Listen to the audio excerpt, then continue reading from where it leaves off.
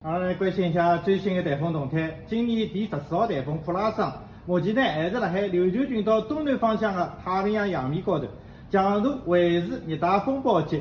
伊以每小时45到50公里的速度往西北方向快速移动，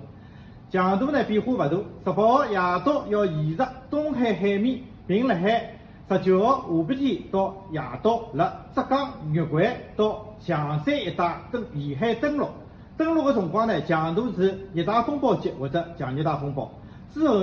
是强度逐渐减弱了。受到普拉桑外围云系的影响，19号早浪向到半夜阿拉有阵雨天气，并伴有短时的雷雨，局部地区有暴雨，雨量要达到60到90毫米，最大小时雨降30到50毫米。集中降水时段主要是辣海19号上半天跟夜快头到上半夜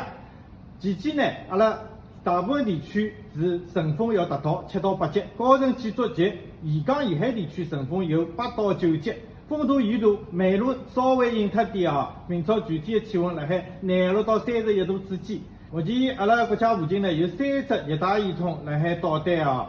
北界虽然已经减弱脱了，但与冷空气相接，依然把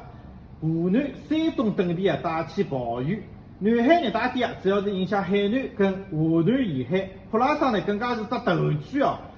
正以每小时45公里的速度冲向东海，有种小辰光放学开始当心的感觉不过阿拉两只台风影响下头下个礼拜